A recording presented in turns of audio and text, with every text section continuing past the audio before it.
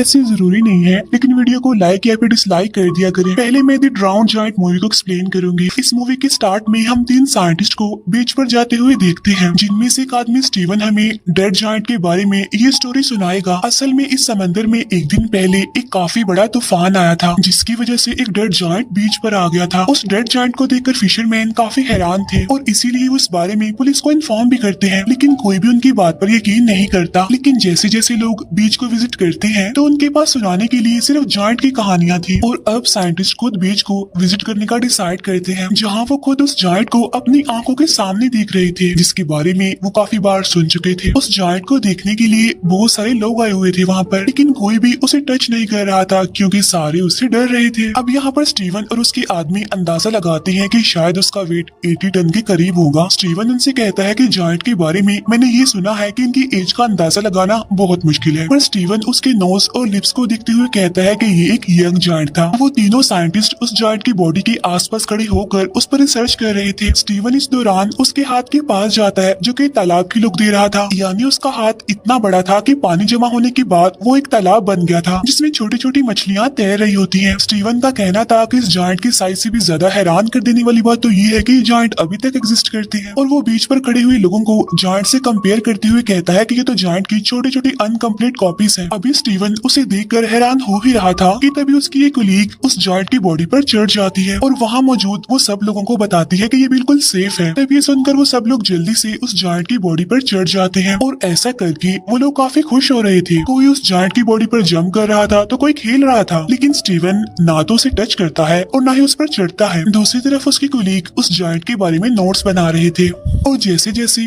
Time गुजरता जा रहा था वहाँ उस जायंट से खेलने के लिए लोग कम होते जा रहे थे, क्योंकि सब लोग अपने अपने घर जा रहे थे। फिर 3 दिन के बाद स्टीवन दोबारा यहाँ पर आता है, क्योंकि उसका उस जायंट में इंटरेस्ट बढ़ गया था और उसका दावा था कि उसे इस जायंट पर नजर रखते हुए कोई भी परेशानी नहीं हो रही है, क्योंकि वो जायंट उसके आसपास के लोगों की निस्बत ज्यादा जिंदा था। फिर वो दिखता है कि वहाँ पर कुछ बच्चे जायंट के ऊपर स्लाइड खेल रहे हैं और कुछ आदमी तो उस जायंट को काटने की तैयारी कर रहे थे। तो आज वो जायंट के पास देर तक रुकने का इरादा करता है ताकि जायंट के पास कोई भी ना हो, लेकिन जैसे ही वो जायंट के पास आता है तो वो दिखता है कि जायंट डिके होना स्टार्ट हो गया है और उसका हर एक बॉडी पार्ट काफी अजीब दिख रहा है। अब यहाँ वो जायंट के कान पर एक लड़की को देखता है जो उस जायंट के कान को एज अ चेयर यूज कर रही थी। स्टीवन नोटिस करता है कि जायंट के फेस से उसकी यूथफुल लुक खत्म हो गई है, यानी अब वो जवान नहीं दिख रहा। तब वो अंदाजा लगाता है कि समंदर में बहुत अरसा रहने की वजह से उसके टिश्यूज खराब हो गए हैं, जिसकी वजह से उसकी बॉडी काफी जल्दी खराब हो गई है। स्टीवन जायंट के फेस पर एक इंसेक्ट देखता है जो कि उसके मुंह में जा रहा था। तब स्टीवन सोच रहा था कि इंसेक्ट के उसकी मंजिल तक पहुंचने से पहले ही ये जायंट डिके हो जाएगा और अब स्टीवन बहुत ज्यादा हिम्मत करके उस जायंट के ऊपर चढ़ता है। अब जायंट की चेस्ट पर चढ़ने के बाद वो जायंट की बाजू को देख रहा था जो बिल्कुल डिके हो चुका था और कुछ बचा हुआ पार्ट्स इंसेक्ट्स और बाकी बर्ड्स खा रहे थे। यहाँ अब उसकी आंखों के ऊपर अब एक अजीब सा कवर आ गया था जो कि उसकी आईज को भी एक तालाब जैसी लुक दे रहा था। फिर स्टीवन उसकी आंखों में अपना शेडो देखता है और सोचता है कि इस जायंट के डिके होने की तकलीफ उस तकलीफ से कम है जो उसे तन्हाई ने दी है। इसके बाद वो यहाँ से चला जाता है। फिर नेक्स्ट टाइम जब स्टीवन उस जायंट के पास जाता है तो दिखता है कि उसकी आर्म्स और लेग्स डिके हो चुके हैं और अब वो उसकी बॉडी को गौर से देख रहा था, जहाँ पर जायंट की बॉडी की इंसल्ट की जा रही थी और इंसल्ट करने वाले कोई और नहीं बल्कि इंसान ही थे। अब हालांकि ये जायंट भी तो इंसान की तरह का ही एक क्रिएचर था। फिर नेक्स्ट डे स्टीवन जब दोबारा से उस जायंट के पास आता है तो वो देखता है कि उस जायंट का तो सर भी उतार दिया गया है और बर्ड्स और इंसेक्ट्स उस जायंट को खा रहे हैं। अब सर के बगैर उसकी बॉडी इंसानों जैसी बिल्कुल भी नहीं लग रही थी। अब इसी के साथ ही स्टीवन और इस डेड बॉडी का रिलेशन भी कम हो रहा था जो कि इस डेड बॉडी ने बनाया था।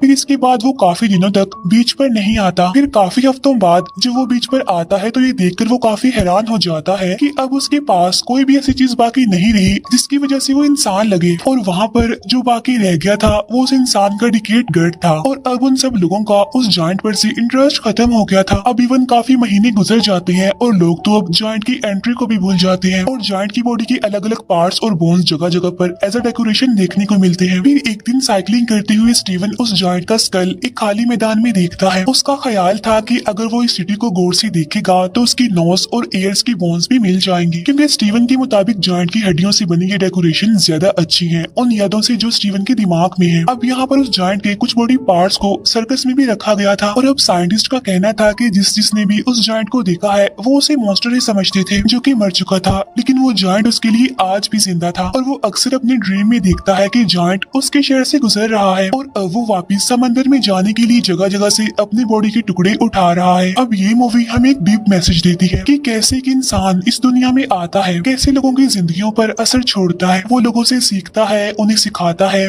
लेकिन फिर जब वो इस दुनिया से चला जाता है तो लोग उसे भूल जाते हैं। इवन दिन, महीने, साल गुजर जाते हैं लेकिन कोई उसे याद नहीं करता। सेम ऐसे ही जैसे हमने इस मूवी में देखा कि कैसे एक जायंट आया और सबके अट्रैक्शन बन गया, लेकिन फिर वही बात, दिन, महीने, साल गुजर गए लेकिन किसी को वो याद नहीं रहा। असल में यही इंसान की जिंदगी का कड़वा सच है कि जब तक कोई इंसान जिंदा रहता है तो लोग उसे याद रखते हैं, लेकिन अगर वही इंसान मर जाए तो थोड़े ही दिन बाद लोग उसे भुला देते हैं। और अब मैं एक्सप्लेन करूंगी आइस एज मूवी को। इस मूवी के स्टार्ट में हम एक कपल को देखते हैं जो एक न्यू अपार्टमेंट में शिफ्ट हुए थे। उनमें से आदमी जिसका नाम रोब था वो अपने घर में कुछ सामान लाते हुए नजर आता है। मीनवाइल उसकी वाइफ गेल घर में सामान सेट कर रही होती है। गेल को अपने इस न्यू अपार्टमेंट में एक पुराना फ्रिज नजर आता है जो कि लैंडलॉर्ड इस घर में छोड़ गया था। अब गेल उस अगली फ्रिज से परेशान थी, पर रोब उसे कहता है कि पुरानी टेक्नोलॉजी में जरूर कुछ अमेजिंग होता है, जिस पर गेल टॉन्टिंग वे में कहती है हाँ ये अगली सी मोटर जो इसके ऊपर लगी हुई है। अब गेल यहाँ पर न्यू फ्रिज रखना चाहती थी, लेकिन रोब अभी न्यू फ्रिज अफोर्ड नहीं कर सकता था। गेल अपने हस्बैंड की चालाकी को मजाक में उड़ा देती है। अब वो दोनों इस इशू को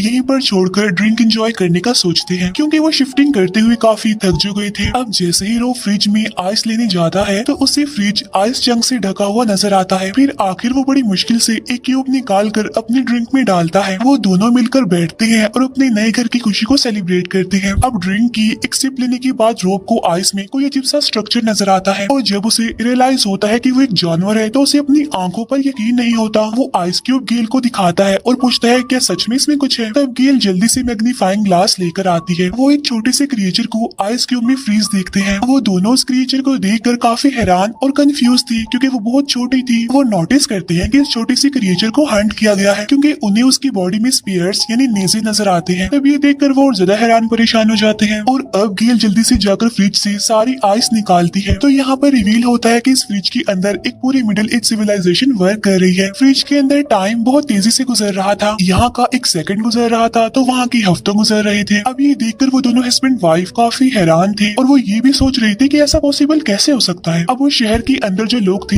वो भी इन दोनों को बड़े गौर से देख रहे थे। अब क्योंकि वो छोटे से थे इसीलिए वो इन दोनों को जायंट समझ रहे थे, लेकिन फिर भी उन लोगों को इनके यहाँ पर होने से कोई प्रॉब्लम नहीं थी। फिर कुछ देर बाद रोब उस छोटे से क्रिएचर को अपने घर के एक प्लांट में दफन कर देता है। वो छोटा सा क्रिएचर जिन्हें सबसे पहले आइस क्यूब से मिला था। इस बात पर गेल उसका दोबारा मजाक उड़ाती है। इसके बाद जब वो दोबारा फ्रिज खोलते हैं तो देखते हैं कि अब वो शहर मिडिल एज से इंडस्ट्रियल एज में चेंज हो गया है, वो भी सिर्फ इतने से टाइम में, क्योंकि वो सिर्फ थोड़ी ही देर के लिए फ्रिज से दूर हुए थे, लेकिन उस शहर में तो सदियां गुजर गई थी और अब उनके देखते ही देखते वहाँ पर कुछ ही मिनट्स में बड़ी बड़ी बिल्डिंग्स बन गई थी। अब ये देखकर रोब काफी उदास था, क्योंकि वो उस टाइम को मिस कर रहा था जो उन्होंने स्टार्ट में देखा था। वो सोच रहा था कि फ्रीजर के अंदर के लोग उन्हें क्या समझते हैं, क्या वो इन्हें गौर तो नहीं समझ रहे।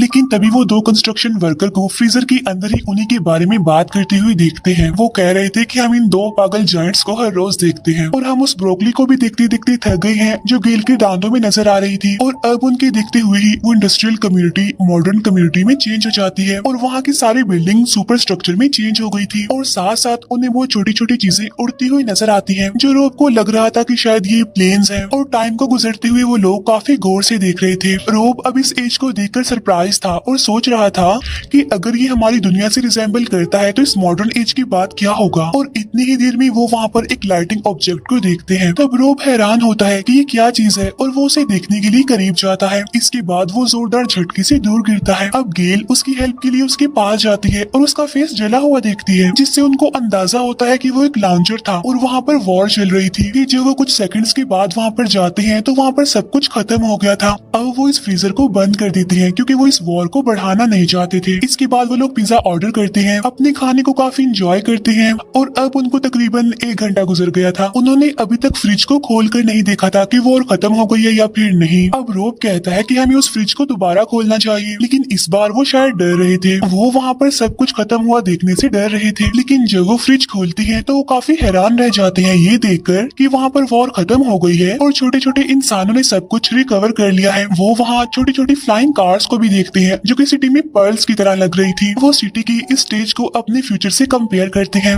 ये अब एक फ्यूचरिस्टिक लैंड थी जहाँ आसमान से बातें करती हुई सुपर स्ट्रक्चर बिल्डिंग इस सिटी को काफी अच्छा लुक दे रही थी। इसके बाद वो सिटी एक पिरामिड स्ट्रक्चर में चेंज हो जाता है जिससे बहुत सारी लाइंस कनेक्ट कर रही थी। अब रोब और गेल को लग रहा था कि सब लोग इस पिरामिड में रहते हैं। इसके बाद सिटी का वो पिरामिड स्ट्रक्चर सारे सिटीज को अपने अंदर अब्सॉर्ब करने लगता है और एक बड़ी सी एनर्जी वॉल में चेंज होकर फट जाता है, जिसकी वजह से सिल्वर स्पार्क उनके पूरे किचन में फैल जाते हैं, जिन्हें वो लोग बड़ी गौर से देख रहे थे और उन्हें ये सब एक फैंटेसी वर्ल्ड का पार्ट लग रहा था और वो स्पार्क किसी फायर फ्लाइज जैसे लग रहे थे। इसके बाद वो स्पार्क्स दोबारा जमा होकर फ्रीजर में चले जाते हैं, फिर एकदम से सब कुछ गायब हो जाता है, जिसे देखकर वो लोग काफी कंफ्यूज हो जाते हैं। रोब को लग रहा था कि अब वो वापस आने वाली है, लेकिन गेल को ये लग रहा था कि सब कुछ खत्म हो गया है और असल में ये सब कुछ दुनिया के खत्म होने को जाहिर कर रहा है। रोब अब फ्रिज का स्विच बंद कर देता है। वो दोनों गले मिलते हैं। उन्होंने कुछ ही घंटों में ह्यूमैनिटी का स्केच देख लिया था जिसमें उन्होंने पास्ट, प्रेजेंट और फ्यूचर को भी ऑब्जर्व कर लिया था। नेक्स्ट मॉर्निंग वो कपल अपनी नॉर्मल लाइफ स्टार्ट करता है, पर अभी भी उनके जहनों में कल के बारे में कुछ सवालात थे और अब वो सस्पेंस में दोबारा से फ्रीजर को देखते हैं जहाँ वो छोटे छोटे इंसान वापिस आ गए थे और वो डायनासोर के मीट से अपना पेट भर रहे थे और कुछ तो डायनासोर से बचने के लिए भाग रहे थे। यानी अब ये ह्यूमैनिटी का स्टार्ट दिखाया जा रहा है। अब यहाँ इस कपल को दिखाते हुए ये मूवी भी एंड हो जाती है, जो अब दोबारा नेचुरल हैबिटेट में रहने वाले उन छोटे छोटे ह्यूमंस को देखने में बिजी हो गए थे। असल में ये मूवी हमें इस दुनिया की क्रिएशन, एवोल्यूशन और एंडिंग का कॉन्सेप्ट देती है, जिसमें इंसान की नेचुरल हैबिटेट से मॉडर्न एज तक का सफर बहुत अच्छे से एक्सप्लेन किया गया है। इस स्टोरी में वो फ्रिज जहाँ हमें मैनकाइंड की एज का कॉन्सेप्ट देता है, वही वो कपल हम इंसानों के बिहेवियर को शो करता है। यानी जब फ्रिज में वॉर शुरू हुई तो उन लोगों ने फ्रिज को बंद कर दिया और अपने आप में ही बिजी हो गए और ये चीज इंसान की दुनिया को लेकर केयरलेसनेस को शो करती है और लास्ट में लाइफ का उस पावर बॉल की शक्ल में डिसअपीयर होना ह्यूमैनिटी की एंडिंग को शो